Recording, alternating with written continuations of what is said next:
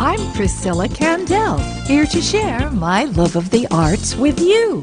For years, I've taught piano, sung at theme parks and special events, composed music for children, and produced and performed in live shows, television, and films. On this show, I'll be sharing various artists and types of art. Welcome to The Arts and You. Welcome to the Arts and You's Arts and Crafts Corner. Recycling is an important necessity in today's world. Turning unwanted items into art is a fun way to help the environment. Lee Jean Lin didn't begin as an artist, but found art was a creative outlet that inspired her business, The Art Experience in Torrance, California. Here she creates projects for all ages, and especially for schools and children. Her philosophy is that anyone can make art. Today she'll demonstrate a recycled technique you can do at home for an elegant wall piece. Let's meet Lee Jean Lin. Welcome to our show, Lee Jean. I can't wait to see what you're going to have us recycle today. This is a relief sculpture that I'm going to show you today. To create a sculpture in relief is to give the impression that the sculpted material has been raised above the background. Those are the examples my students created in the past. You can make your own as simple or complex as you want. What kind of tile do you use for this project? Usually I get recycled tiles from the construction site or from somebody who just remodeled the house. Now we are going to use the tile as a template, and you are going to draw a square.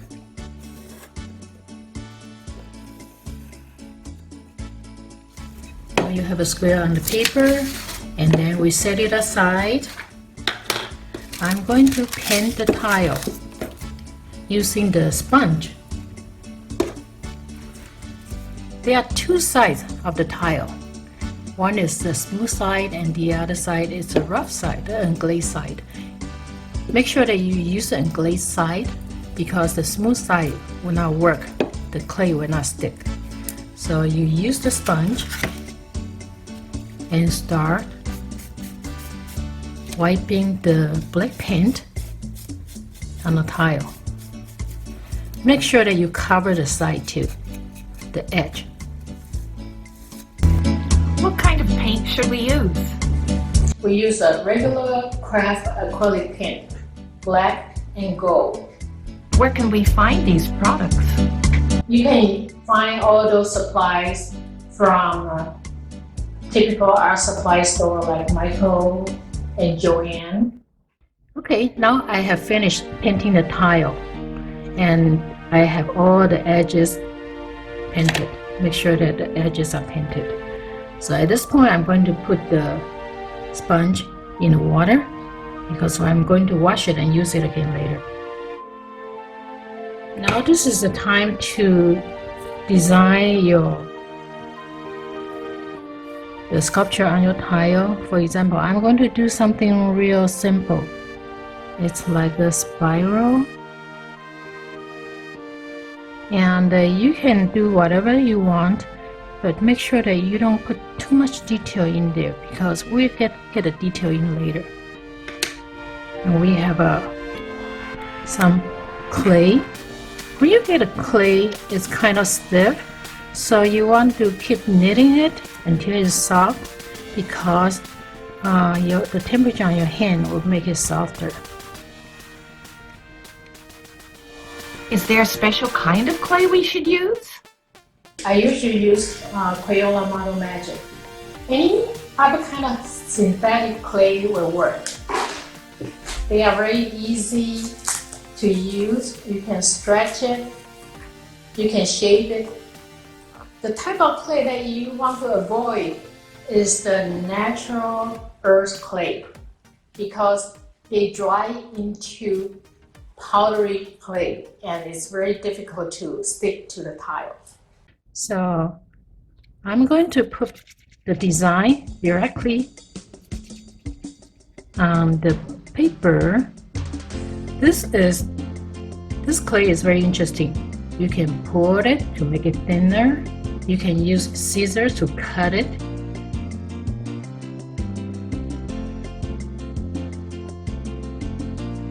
So I'm going to put the clay on top of it.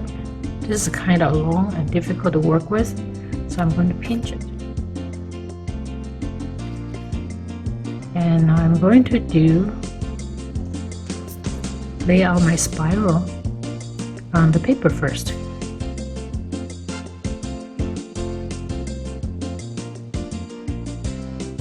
It's not long enough, just get another one.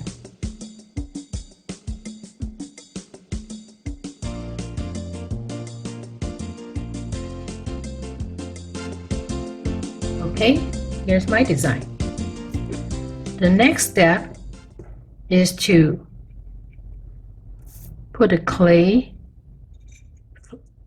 on the tile. How do we do that? We line up the tile with the square on the paper, put it on top of it, and then flip the paper.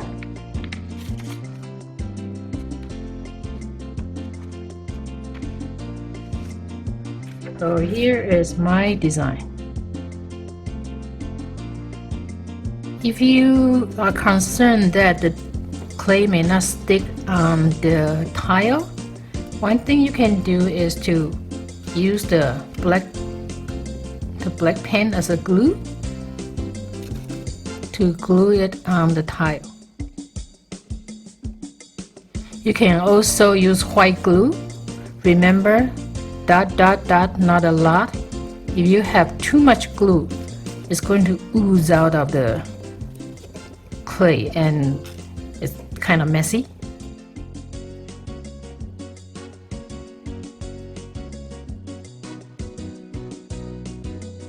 Now you can do some fancy design on your spiral, on my spiral. Okay. So what I can do is I can use my pencil to do the design, or you have craft stick, you can use it too. And I have dots.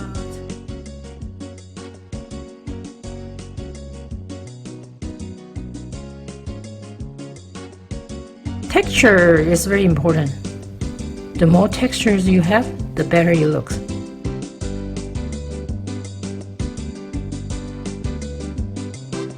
You can also use a pencil to create bigger holes.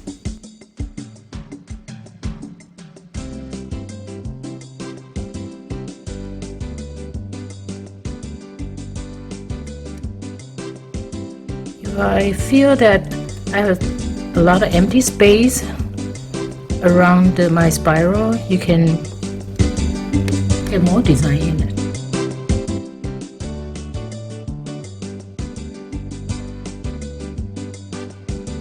This way you can keep the space balanced.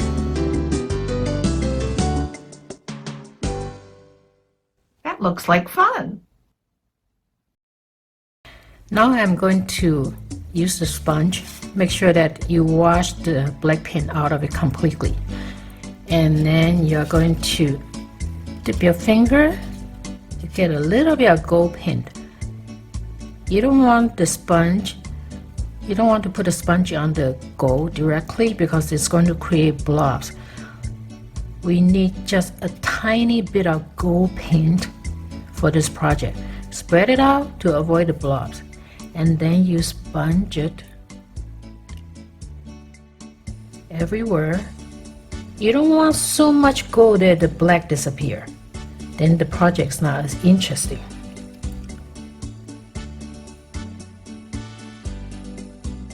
I'm going to put some gold on the dots, and you just want to highlight your design.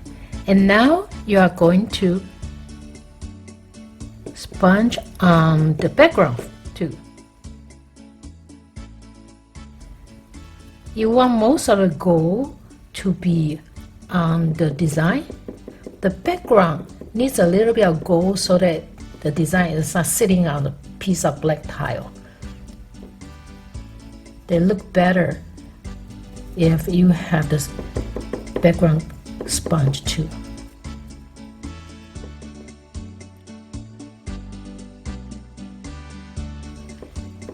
If you accidentally put in too much gold, you don't want to sponge black on it right away. It's going to turn very muddy.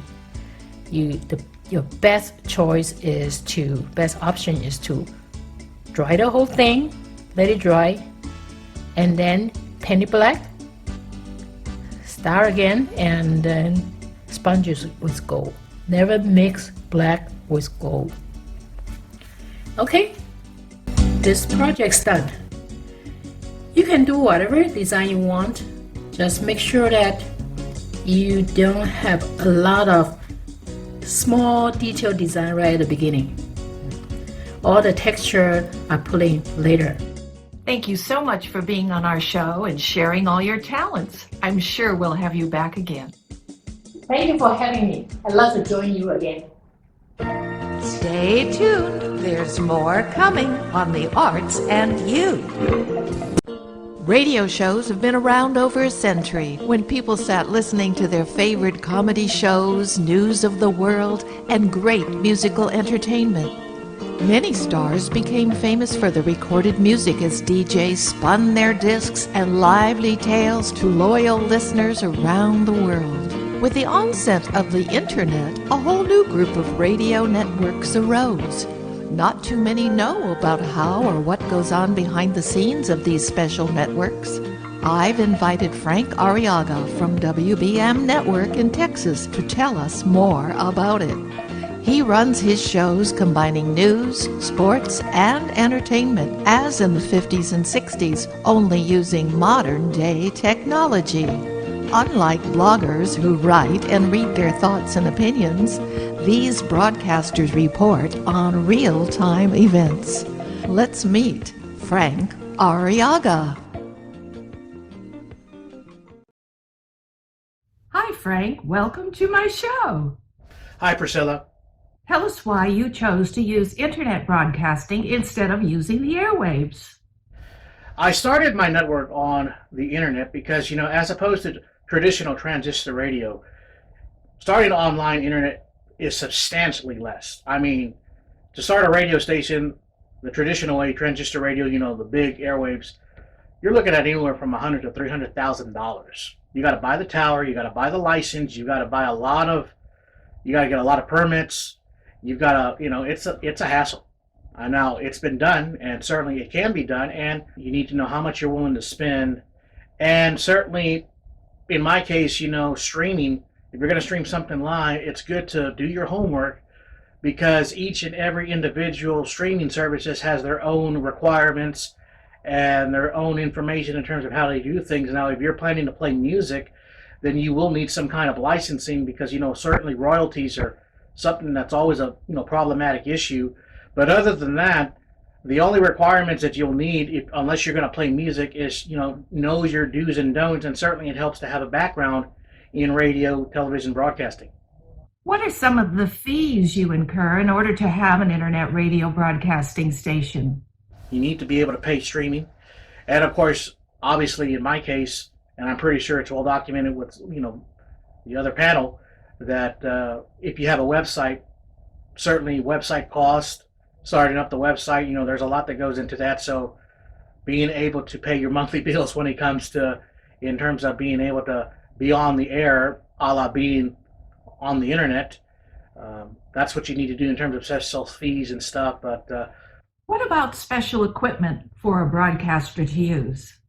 This is a bow ring mixer, and certainly there's different styles of mixers out there. So obviously you need to have a mixer if you're going to be doing any kind of remote broadcasting. Now, if I can point out a picture here, that's the bread and butter. That's the microphone you need, especially if you're doing podcasts at home. You need a computer to be able to transmit it. You need, microphones like what I just showed you. And certainly if you have XRL cables, you want to have plenty of those, and a mixer or multiple mixers in case you're planning to do remote broadcast. I'm very happy you are broadcasting my radio internet shows for children. Where else do you find talent for your shows? Of course, there is Facebook, and if you're fortunate to be under any sort of association of broadcasters, depending on where you live, that's always a viable tool. But for me, LinkedIn.com has been a huge source, and I'm very grateful for LinkedIn. That's great. Now, as in any job, there must be certain struggles for you to succeed at this adventure. Well, the struggles that I deal with, obviously, convincing people to listen to the station, trying to get, advertisers and sponsors to buy into it. And of course, then, depending on what you're broadcasting, like in my case, sports, living here in the state of Texas, it's a struggle, dealing with school districts and other competitors out there that are trying to vie for the entertainment dollar. Oh, I can understand that. No question about it. Sponsors, advertisers, they pay the bills. Without sponsors and advertisers, you can't pay people. You can't buy certain equipment. You can't do certain things that you would like to do or be creative. But it's sponsors, advertisers, and depending on what kind of station or your style, I'm sure there will be many times where even in some cases people have like special arrangements with people, like a fan club of some kind, and you pay into it. Frank, what advice would you give to anyone who wants to become a live broadcaster on the internet? Be yourself. Believe in your product. Try to stand out. But above all, have fun. Radio over the airways is still important if you're listening in your car or on your home radio. But if you're on your computer or taking a jog, it's very nice to have internet radio as a nice alternative. As parents become more concerned about too much screen time for their children using computers and television and Zoom for their education and entertainment, maybe we should encourage them to use their ears and imagination more by listening to the radio. Let's support our internet radio entrepreneurs. Thank you, Frank Arriaga of WBM Network. Stay tuned. There's more coming on the arts and you. As a performer and teacher, I'm always studying and appreciating raw talent and high achievers. Not all talent is on TV or on the big stages. Many talented people just never got that big break. Sometimes they're in your own neighborhood, looking like an ordinary anybody. Our next talent recently caught my eye, and I hope you are as happy to discover him as I am. Let's meet Brian Bittker, playing in the comfort of his own home. It had to be you. It had to be you. I wandered around and finally found us somebody who make me be true. You make me be blue and even be glad just to be sad. Thinking of you. It had to be you.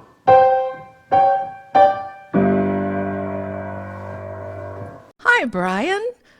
Tell us how long you've been singing and how you got started. I've been singing as far back as I can remember. First memory is my mother had me in a community variety show in which I sang "Take Me to the Church on Time" from My Fair Lady. And from there on, I was exposed to all kinds of music, from Motown to musical theater, sang in shows, sang in bands along the way, and it just gravitated towards the jazz standards and the Great American Songbook, and been singing that material for years. Well, that accounts for your great style. You also have such a wonderful voice. Did you study voice, or are you one of those natural-born singers? Thank you. Oh, no, I appreciate that. But I did have vocal lessons over the years, and I took them very, very seriously. I had some great teachers and coaches along the way.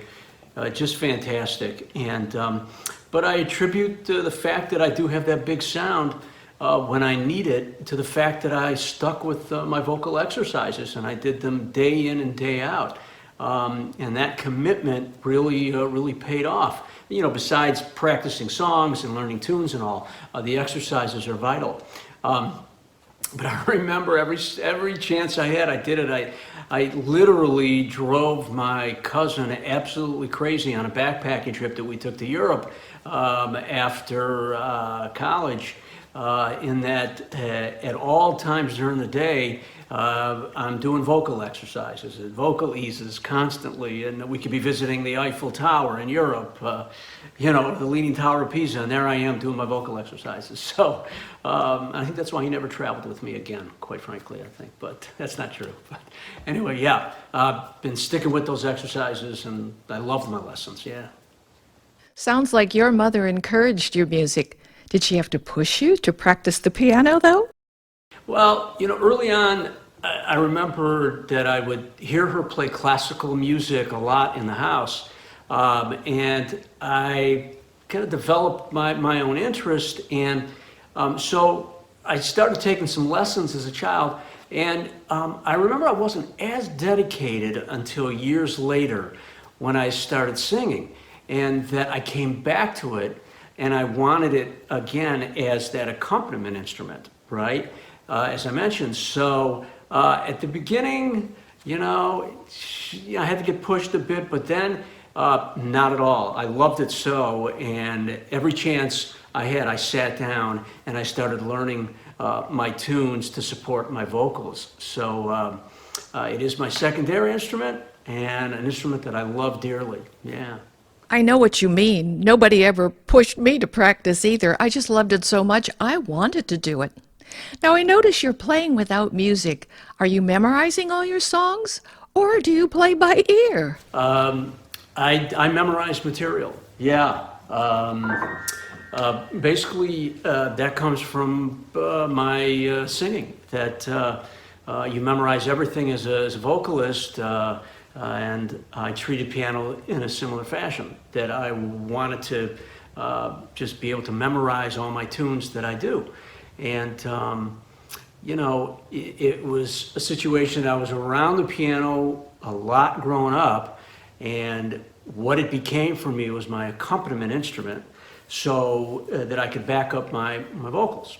And I worked extremely hard to be able to accomplish that, right? And so that's why, you basically see it basically memorized. I don't like to look at anything. I hear a big city voice there. Have you lived anywhere besides L.A.? Big city sound, huh? Yeah. I've lived in mostly big cities, and I've sung in all of them. So, but yeah, as a kid, I grew up in the suburbs of Detroit, Michigan, and from there moved down to Miami, Florida. I was down there for a number of years. Lived in Denver, Colorado. And after Denver, basically came back to Miami for a bit, then came out to Los Angeles for many years, and then moved east for a while. I lived in New York City and in a couple other towns in the tri-state area, in Jersey and Connecticut, and back here in Los Angeles. So here's where I am now, and I just love being back here. That's a lot of moving around. Tell us where some of the venues are that you've performed at. I have been extremely lucky over the years to have played from coast to coast, from here in Los Angeles all the way out to New York, places in between. And covering the material that I cover, I get to play the casual circuit. And those are a lot of private parties with the bands and orchestras that I play with. And that gets you to play private homes, to main ballrooms, to large theaters, you name it, small clubs, everything you can think of. And I love them all. I love all the venues. And, these bands and orchestras out here in Los Angeles over the years, I've had the great fortune to have worked at some of these great hotels, like the Beverly Wilshire and the Beverly Hilton and the Century Plaza and Casa del Mar and Westin Bonaventure, Intercontinental, so many. And it has been a thrill, really, to be able to play all these places with the various musicians that I've had the honor to play with. What were some of those bands you performed with? It started off with the smaller combos and things, singing pop and rock. And never forget my band in college, County Line Rock Band. And we were just covering all the pop and rock tunes of the day. And then after that, I found my way into these jazz bands and these jazz orchestras as that became the music I wanted to perform. And I have performed in everything from a duo with just two of us, me singing with another instrumentalist or playing some piano and singing with another instrumentalist, to a 40-piece concert band a few years ago. What would you say is your most memorable experience performing? I would say there was one some years ago, Priscilla, that I was able to get involved in a musical variety show called Prohibition Swing. And it was on the music of the 20s and 30s. And it was done here locally in the Los Feliz area. It started there in a great room that's no longer here, I don't think. It was called the New York Company Bar and Grill. And the show was so successful that we were able to open for other acts. We opened for Jan Murray, the comic, the great comic from years ago, Anna Maria Alberghetti, the amazing vocalist, the impressionist Danny Gantz, who was absolutely incredible and left us way too soon. And we were able to do those shows, and it was really something. But the musical director of that show was so tapped in, he was able to get me into a gig in Indian Wells, down at Indian Wells Country Club in Palm Springs, where I was singing with a few other singers, and we were doing a Christmas show, a benefit there. And lo and behold, who was hosting it? Bob Hope. And I was able to not only sing with Bob Hope there and these other singers, but I was able to get to meet him and talk to him a bit. So I would say, Priscilla, that was extremely memorable. Well, most entertainers and people away from their regular jobs are finding new interest. What about you? Well, my wife, Janice, and I love our puppy, Capri. She is the love of our life, and we spend a lot of time with her. So we just love having those moments with our dog. I love the outdoors. I go out as much as I can. I take my walks, I jog, I hike, I just get out as much as possible. I love taking drives in the car. And then overall, the arts, I just love the arts so much. And I go to events and concerts and museums and you name it, anything that has to do with the arts. And I find myself just wanting to always go to those things. And last I'll say is, sports. Love football especially, and hockey.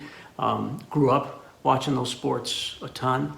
And then reading and keeping up with current events. Is there any advice you'd like to give any aspiring musicians and singers out there? Take it really seriously. Love what you do. Just love it, okay? And treat that instrument with respect and take very good care of it.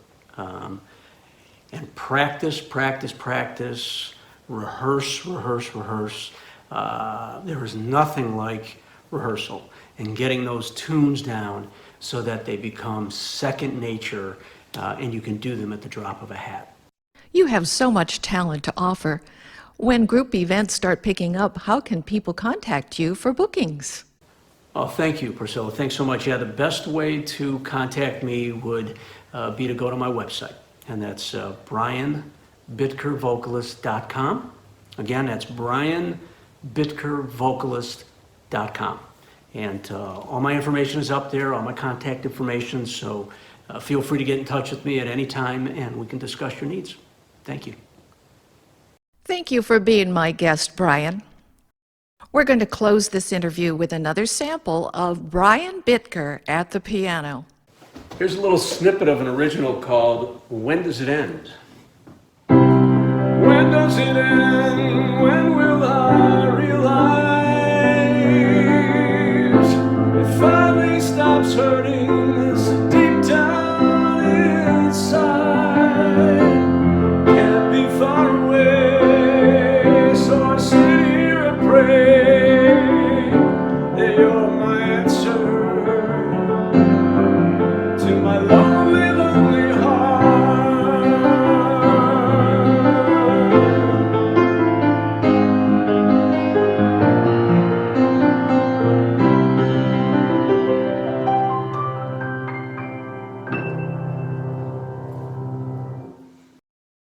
Be sure to join us on our next show with more arts and artists on the arts and you.